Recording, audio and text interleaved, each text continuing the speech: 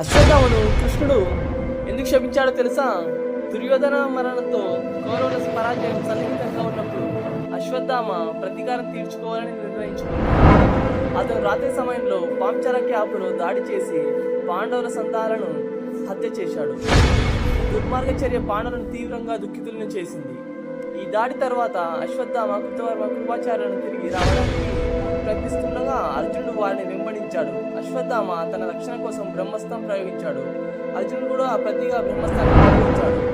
ఈ అసాధారణ పరిస్థితిని చూడగానే నారదముని మరియు వ్యాసుడు అక్కడికి వచ్చి ఈ ప్రళయ భయంకరమైన ఆయుధాలను ఉపసంహరించాలని ఆదేశించాడు.